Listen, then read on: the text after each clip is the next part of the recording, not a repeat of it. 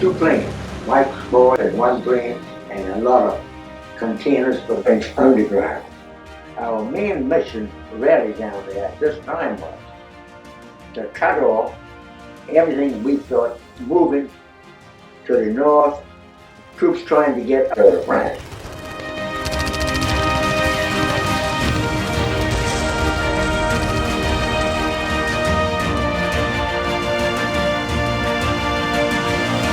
Comme action de sabotage, on a fait sauter les passerelles. Vous savez, c'est comme à Baynac ou ailleurs, que le train passait sur la route. Les Allemands devaient passer dessous. Au moment où je serais passé dessous, bam, on faisait tomber tous les rochers dedans. Et puis ensuite, ils allaient se réfugier dans l'eau, à côté de ce marécage où on s'enfonce, où on disparaît. SOE is set up by Churchill with the remit of setting Europe ablaze. SOE's remit was to go and blow things up and cause mass destruction and mayhem. What they achieved in World War II is quite phenomenal. Vous avez des conteneurs, des tubes, des solides, pommes, vous les lâchez, pow, tomber par terre, nous on les ouvrait, alors on avait des grenades, on avait des fusils, on avait des mitraillettes, on avait des fusils mitrailleurs, on avait du plastique pour faire sauter les voies ferrées, pour retarder l'ennemi. C'était la bonne ferraille, on ouvrait, et puis dedans il y avait des fusils, il y avait des revolvers, il y avait du plastique, il y avait de la nourriture. Oui, il y avait du pudding.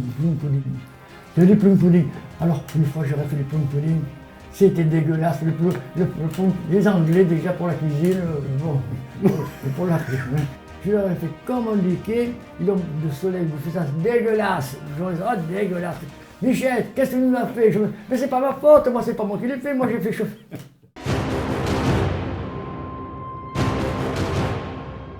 On remontait dans l'île d'Oléron la nuit avec la marée.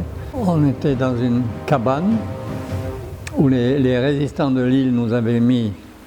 Et puis tout d'un coup, on était... C'est pas bien grand, vous voyez, les cabanes de pêcheurs d'huîtres.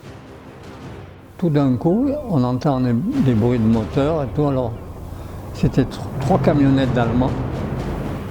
Et puis devant, une sorte de commande-car avec le commandeur de l'île qui est venu s'appuyer contre la cabane. C'est-à-dire qu'il y avait une planche qui me séparait de la mort, qui est une planche de 3 cm. Hein, parce qu'il était là, appuyé pour regarder, pour installer des projecteurs en direction de Bourrage, d'où on venait.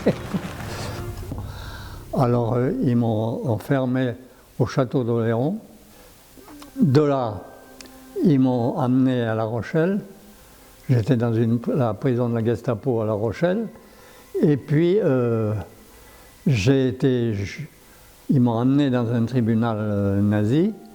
J'ai été jugé et condamné à mort comme terroriste.